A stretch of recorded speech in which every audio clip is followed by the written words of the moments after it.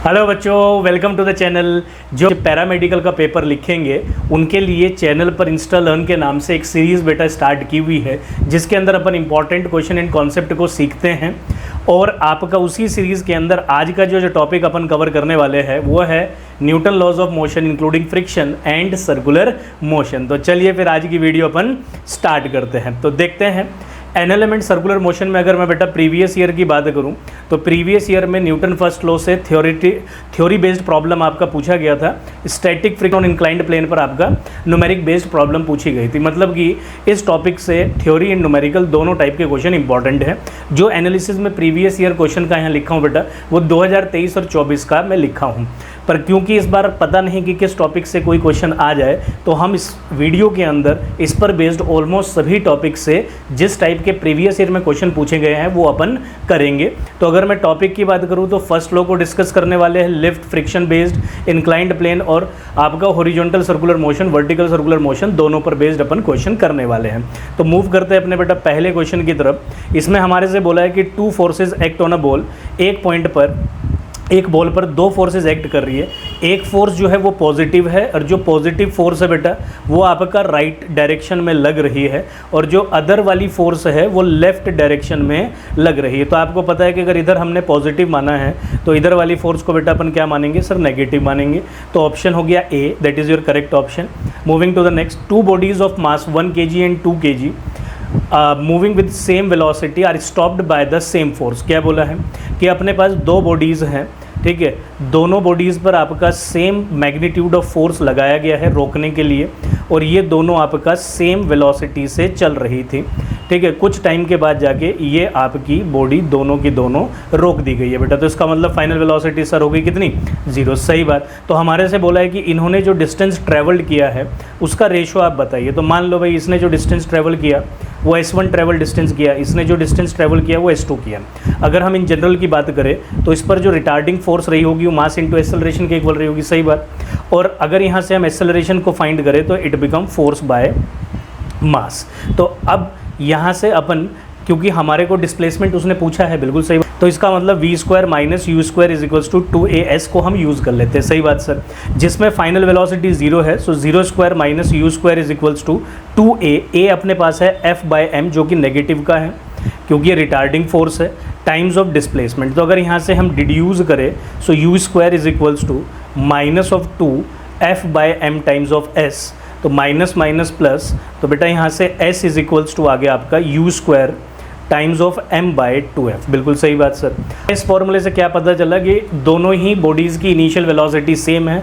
तो अगर दोनों बॉडी की इनिशियल वेलोसिटी सेम है, फोर्स सेम है, तो इसका मतलब डिस्प्लेसमेंट जो है वो मास के डायरेक्टली प्रोपोर्शनल हुआ। सही बात सर। तो अगर हम दोनों के डिस्प्लेसमेंट का रेशो करते हैं तो हम दोनों के मासेस का रेशो कर लेंगे, दैट कम्स टू बी 1:2। तो यही हमारे से पूछा था, ratio of stopping distance, that comes to be 1:2। Moving to the next question, a large force is acting on a body for a short time. ठीक, तो आपका ये बोल रहा है कि large amount of force is applied for a short period of time, तो इसको बोलते हैं अपन इम्पल्स।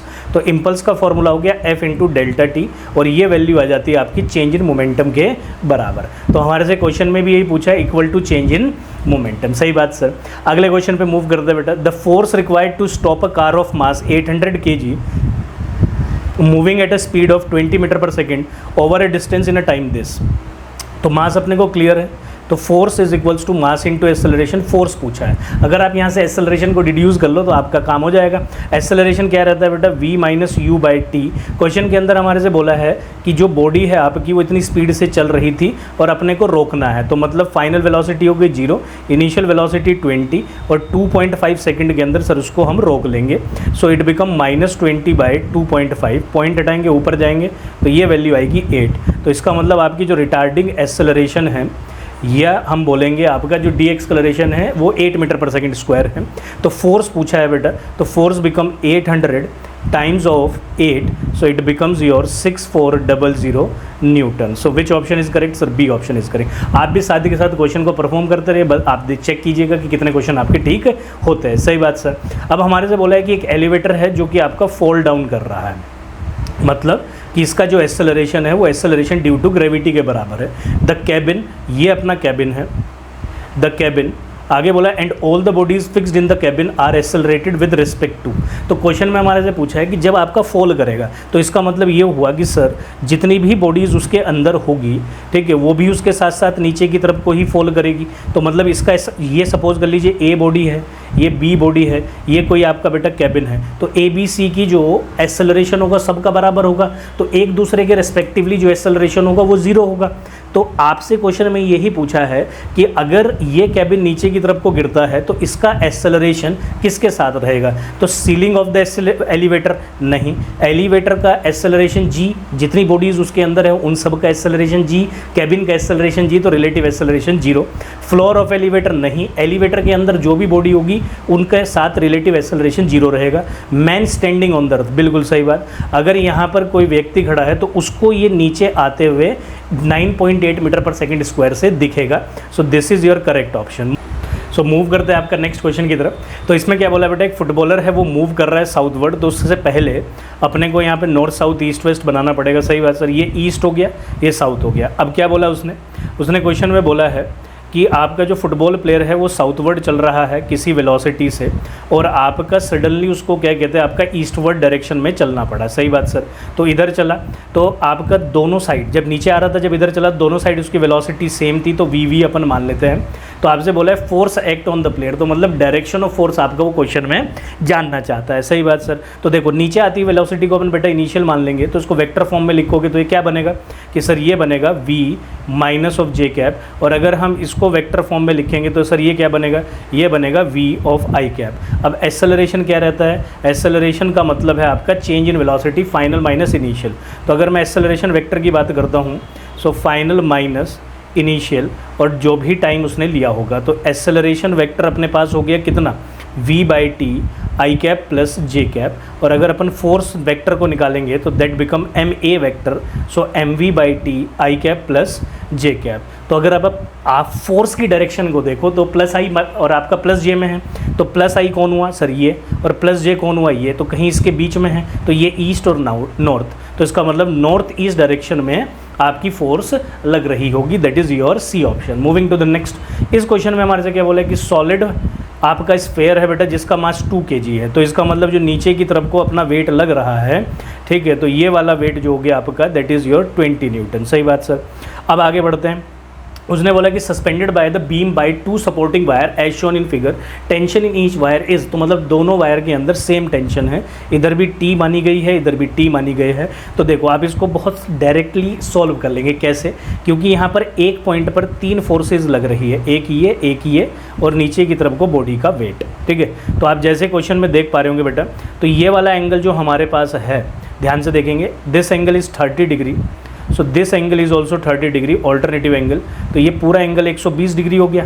ऐसे ही इसको 30 इसको 90 मानेंगे तो ये पूरा एंगल भी कितना हो गया 120, तो ये बचा हुआ एंगल भी कितना हो गया, ये सर 120। तो इसका मतलब यहाँ पर एंगल 120, यहाँ पर एंगल 120 और यहाँ पर एंगल भी 120। इधर लगने वाली फोर्स को सर आप क्या माने हो, T1 मान लेता हूँ, इधर लगने वाली को कितना माने T2 और नीचे लगने वाली फोर्स को mg। तो जब कभी एक पॉइंट पर 3 वेक्टर एक्ट करते हैं तो उस टाइम पर वहाँ पर आप लेमीज थ्योरम का यूज़ कर सकते हो। लेमीज थ्योरम क्या कहती है आपका कि जो फोर्स है उसका magnitude divided by sine of the angle opposite, so that is sine 120 is equals to आपका मैग्नीट्यूड ऑफ फोर्स उसके अपोजिट जो एंगल है कि सर यहाँ पर 120 डिग्री फिर से, so that is sine 120 is equals to weight उसके अपोजिट जो एंगल है, so that is mg by 120। अगर आप इसको कैंसिल आउट करोगे तो यहाँ से आपको दिख रहा है कि T1 T2 जो है mg के बराबर है और mg जो है वो 20 न्यूटन के बराबर है। तो इसका मतलब दोनों के अंदर जो टेंशन है सर वो 20 न्यूटन है। तो B option is your correct. Moving to the next question. Hope so कि आप चीज़ों को समझ पा रहे होंगे। बिल्कुल सही बात सर। ये क्वेश्चन क्या कहता है, आपका एक कन्वेयर बेल्ट है, बिल्कुल है, उस कन्वेयर बेल्ट पर आप जेंटली क्या कर रहे हैं, ठीक है, आप उस कन्वेयर बेल्ट के ऊपर एक जो मूव कर रही है कन्वेयर बेल्ट किसी कांस्टेंट स्पीड 2 मीटर पर सेकंड से, उस पर आप एक बॉक्स को जेंटली ड्रॉप्ड कर दे रहे हैं। तो इस तरीके से होगा कि ये भी आपका 2 मीटर पर सेकंड से चलना स्टार्ट होगा। सही बात सर। और कोफिशिएंट ऑफ फ्रिक्शन जो है इन दोनों के बीच का, ठीक है, जो मतलब ये आपका कोफिशिएंट ऑफ फ्रिक्शन 0.5, तो उसने पूछा है कि वो रिलेटिवली रेस्ट में आने से पहले, मतलब इनिशियल वेलोसिटी होगी सर 2 मीटर पर सेकंड, फाइनल वेलोसिटी हो गई 0, ठीक है, और आपको रिलेटिव डिस्प्लेसमेंट पूछा है। तो आप देखिएगा कि ये रुक क्यों रहा होगा ब्लॉक, क्योंकि यहाँ पे फ्रिक्शन की वजह से इस पर आपके पीछे की तरफ को एक फ्रिक्शन फोर्स लग रहा होगा। तो बेटा वो फ्रिक्शन फोर्स कितना हो जाएगा, mu times of N, and n is equals to the weight of the body. सही बात sir, so that is n mg। तो यहाँ से आपका जो एक्सेलरेशन आएगा इसको रोकने वाला, वो आएगा सर कितना, मास से मास आप कैंसिल कर दीजिए, बिल्कुल कर दिए। तो यहाँ से एक्सेलरेशन की वैल्यू आ गई सर म्यू जी, उसको आप सब्सटीट्यूट कर लीजिए, दैट इज़ 0.5 टाइम्स ऑफ 10। तो एक्सेलरेशन जो इसको रिटार्ड करने वाला है वो 5 मीटर पर सेकेंड स्क्वायर है। सही बात सर। आपसे पूछा डिस्प्लेसमेंट है, तो आप अपना फॉर्मूला यूज़ कर लीजिएगा, v² minus u square is equals to 2as, final velocity minus 2 square become 4 is equals to 2 times of 5, and that will be also negative क्योंकि रिटार्ड कर रहा है, and displacement is s। So यहाँ पर s की value आ गई sir 0.4 metre. Clear बात। तो D option is your current. Moving to the next question हमारे से क्या कहता है, एक ब्लॉक है बेटा आपका जिसका मास कितना है सर, उसका मास है 0.1 kg, उसको आपने वॉल के अगेंस्ट जो है प्रेस करके रखा हुआ है, ठीक है, और आपका कितने फोर्स लगा के उसको आपने होल्ड किया हुआ है सर 5 न्यूटन। सही बात। If the coefficient of friction between the block and the wall is 0.5, अगर कोफिशिएंट ऑफ फ्रिक्शन 0.5 है तो आपको फ्रिक्शन फोर्स बतानी है। देखो फ्रिक्शन फोर्स का सिंपल सा फंडा है म्यू टाइम्स ऑफ एन। क्या फॉर्मूला रहता है sir, mu times of N. तो एन क्या हो गया आपका नॉर्मल रिएक्शन। अगर आप यहाँ ध्यान से देखें तो यहाँ पर जो बेटा आपका नॉर्मल रिएक्शन है दैट इज़ दिस वन, और जो आप फोर्स लगा रहे हो उसको बैलेंस करने के लिए वो कितना है आपका 5। तो हम बोल सकते हैं कि नॉर्मल रिएक्शन इज़ योर 5। दोनों की वैल्यू को यहाँ सब्स्टिट्यूट करेंगे तो अपने पास फ्रिक्शन फोर्स आएगा 0.5 टाइम्स ऑफ 5, ठीक। तो ये कितना आ गया अपना answer, it becomes 2.5 newton. So इस हिसाब से आपका option A is your correct. Moving to the next question, अगला क्वेश्चन, ठीक है। तो देखिए ये सारे क्वेश्चन आपके लिए जो है बेटा इंपॉर्टेंट है किसके लिए, पैरामेडिकल पेपर में, ठीक है। तो जो मैं यहाँ लिखा हूँ सारे क्वेश्चन बेटा वो यही चीज़ देखकर लिखा हूँ कि प्रीवियस ईयर में क्वेश्चन आपके पूछे जा रहे हैं। अगले क्वेश्चन पे मूव करते हैं। इसमें हमारे से बोला कि 2 kg 4 kg का जो ब्लॉक है उसको आपने ऊपर की तरफ को पुल किया है और वो ऊपर की तरफ मूव कर रहा है, और इसमें जो रस्सी है उस रस्सी के अंदर वो आपसे टेंशन जानना चाहता है, ठीक है जी, निकाल लेंगे। तो जब बॉडी ऊपर की तरफ मूव करती है तो एक्सेलरेशन का फॉर्मूला होता है net force divided by total mass, ठीक। तो अगर हम ये नेट फोर्स की बात करें तो ऊपर की तरफ लगने वाली जो फोर्स हो गई वो 120 न्यूटन माइनस नीचे इन दोनों बॉडी का वेट लगेगा, तो 4 + 6 कितना हो गया, 4 + 2 कितना हो गया कि सर 6 हो गया, तो 6 × g, so it becomes 60 divided by, तो टोटल मास कितना हो गया आपका 6। तो इसका मतलब यहाँ से एक्सेलरेशन जो हमारे पास आ रहा है वो 10 मीटर पर सेकंड स्क्वायर आ रहा है। सही बात। अब आपको क्या करना है, इस रस्सी के अंदर टेंशन निकालना है। सिर्फ आप इस वेट को ऑब्जर्व कीजिए, इस पर ऊपर लगने वाली जो फोर्स है वो T है, नीचे लगने वाली फोर्स इस पे जो है वो आपका 2G है, और ये बॉडी आपकी ऊपर की तरफ को बेटा अपवर्ड डायरेक्शन में जो है ये बॉडी आपकी जो है बेटा अपवर्ड डायरेक्शन में मूव कर रही है। कितने एक्सेलरेशन से कि सर 10 मीटर पर सेकंड स्क्वायर से, ठीक है जी। तो हम क्या करेंगे, T माइनस 2G, ये तो नेट फोर्स हो गई, and that will be mass times of acceleration. So T is equals to 20 + 20, so T becomes equals to 40 newton. So ये हमारे पास इसमें टेंशन का आंसर आ गया। सही बात sir. Moving to the next question, अगला क्वेश्चन हमारे से क्या बोलता है कि net force on a rain drop falling down with constant speed is. देखो ये रेन ड्रॉप है और इसकी जो स्पीड है वो कांस्टेंट है, तो स्पीड कांस्टेंट होने का मतलब हो गया कि इसका एक्सेलरेशन 0 है। तो अगर मान लीजिए कि हम इसका वेट नीचे की तरफ को ले भी लेते हैं और ऊपर की तरफ को अगर हम मान भी ले कि आपके पास इस पर एक अपथ्रस्ट फोर्स लग रही हो और एयर ड्रैग की वजह से इसमें ऊपर विस्कस फोर्स लग रही हो, पर ये अपवर्ड फोर्स और डाउनवर्ड फोर्स एक दूसरे के बराबर है। क्यों? क्योंकि एक्सेलरेशन 0 है, तो हम बोल सकते हैं कि इस पर जो नेट फोर्स है वो mass times total acceleration is 0। So your 0 is the correct answer, ठीक। Moving to the next question, आपसे इसमें क्या बोला बेटा, consider a block of mass 9.81 kg on an inclined surface of coefficient of friction this. देखो बेटा, तो यहाँ पर हमारे से एक इंक्लाइंड प्लेन दिया गया है, उसके ऊपर एक बॉडी रखी गई है कोफिशिएंट ऑफ फ्रिक्शन यहाँ पे अपने को कितना गिवन है सर 0.15। एंगल ऑफ इंक्लिनेशन आपको जो गिवन है दैट इज़ योर 30 डिग्री। तो आपसे पूछा है कि एक्सेलरेशन कितना होगा। देखो आपको ध्यान रखना है कि इसमें नीचे लगने वाली फोर्स जो है वो कितनी रहती है, सब बच्चों को पता है mg sin थीटा। ऊपर रोकने वाली फोर्स कौन रहेगी सर, फ्रिक्शन फोर्स। तो इसका मतलब नीचे की तरफ जो एक्सेलरेशन रहेगा वो g sin theta minus g cos theta times mu रहेगा and that will be your net acceleration. ठीक है, तो ये अपने पास हो गया net downward force minus net आपकी अपवर्ड फोर्स। तो दोनों को माइनस करेंगे तो आपको टोटल नीचे चलने वाली फोर्स मिलेगी और जो कि आपका एक्सेलरेशन प्रोवाइड कराएगी। अब यहाँ पर हम सारी वैल्यूज़ को रख लेते हैं। एंगल जो है वो 30 डिग्री गिवन है, सो जी कॉमन आ गया, साइन 30 यहाँ रख लिया, माइनस आपके पास म्यू कितना बेटा जी अपने पास 0.15 और यहाँ पर आप रख लेंगे cos 30। ठीक है, तो ये अपने पास एक्सेलरेशन की वैल्यू आई। तो इसको अगर अपन सॉल्व करते हैं so g it becomes 1/2 minus 0.15 that is √3/2। आप जब इसको सॉल्व करेंगे तो ये आएगा 3.63 मीटर पर second square. So which option? A option is your correct option. Moving to the next question. A variable mass with an initial mass of 10 kg is moving with a velocity of 7 metre per second. क्या बोला बेटा आपका कि एक body है जिसका कोई मास बार बार change कर रहा है, मतलब कि वेरिएबल मास है। अभी यहाँ पर जो मास दिया है इस स्टेट पर वो कितना गिवन है कि सर वो गिवन है अपने को 10 kg और उसकी वेलोसिटी कितनी है सर, वो है 7 मीटर पर सेकेंड। ये आगे जाते समय इसका मास चेंज कर जाएगा तो हम मान लेते हैं m मास है और इस टाइम पर इसकी वेलोसिटी जो गिवन है वो 14 मीटर पर सेकेंड है। सही बात सर। अब देखिए इसमें क्वेश्चन में क्या बोला है, moving in the absence of any external force. तो मतलब कि इस पे बोला गया कि एक्सटर्नल फोर्स कितनी है 0 और आपसे पूछा गया कि जो नया मास आया होगा कब, जब आपकी वेलोसिटी 14 मीटर पर सेकेंड है, वो आपको फिगर आउट करना है। तो m की वैल्यू फाइंड करनी है। जब एक्सटर्नल फोर्स 0 होता है तो आपका जो मोमेंटम है वो क्या रहेगा आपका कांस्टेंट। तो इस स्टेट में पहले वाला momentum that is 7 times of 10 और बाद वाला जो मोमेंटम है दैट इज़ m टाइम्स 14। तो ये दोनों एक दूसरे के बराबर रहेंगे। सो यहाँ से मास आ गया अपने पास बेटा 5 kg। So which option is correct sir, B option. Moving to the next question.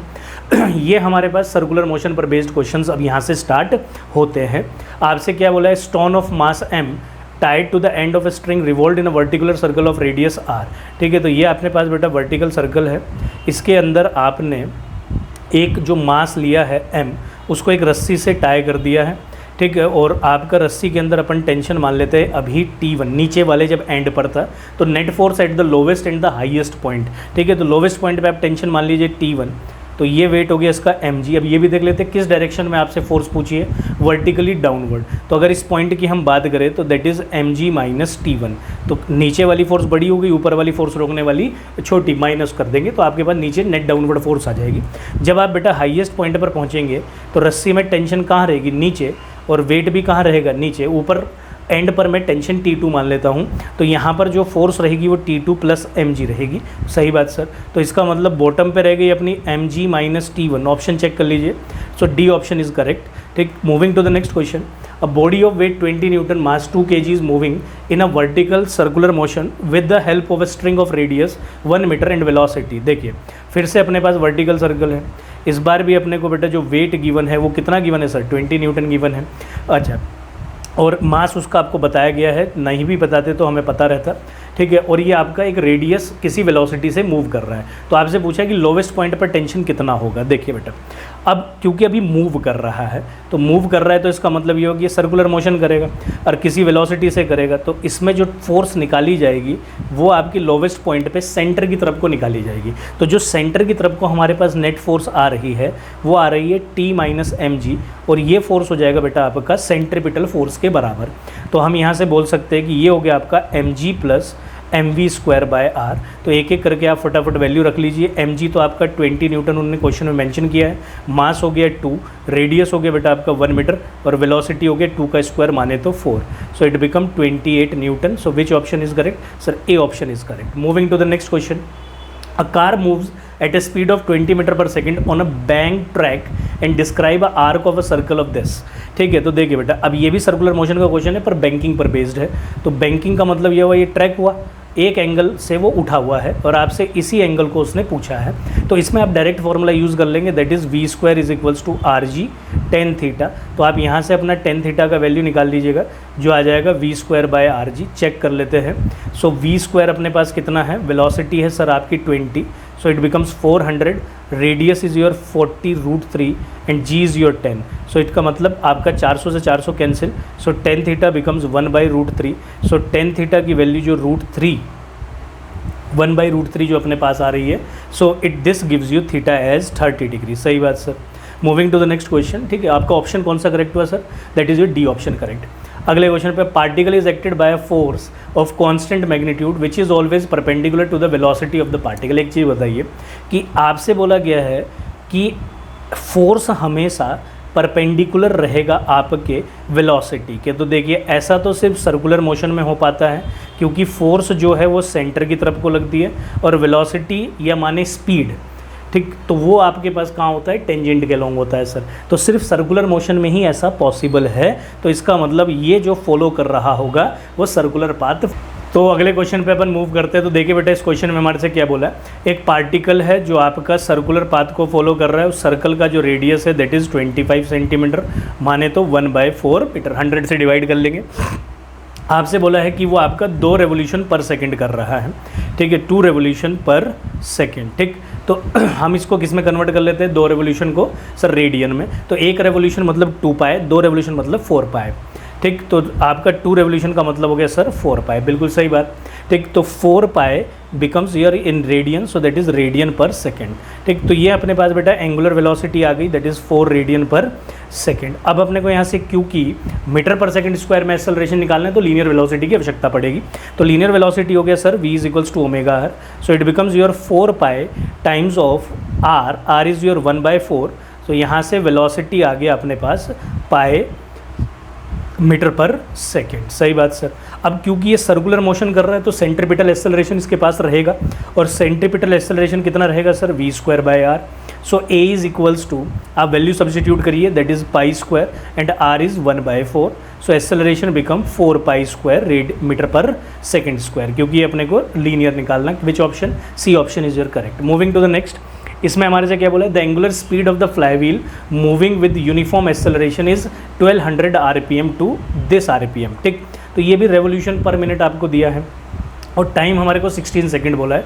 और एंगुलर एक्सेलरेशन देखिए, एंगुलर एक्सेलरेशन हो जाएगा omega minus omega naught by time taken, and omega is your 2πf। अगर हम यहाँ फ्रीक्वेंसी की बात करें, सो इनिशियल फ्रीक्वेंसी जो अपने को गिवन है दैट इज़ 1200 RPM। तो आप इसको RPM को RPS में कन्वर्ट करेंगे तो बेटा ये हमारे पास आ जाएगा 1200 डिवाइडेड बाई 60।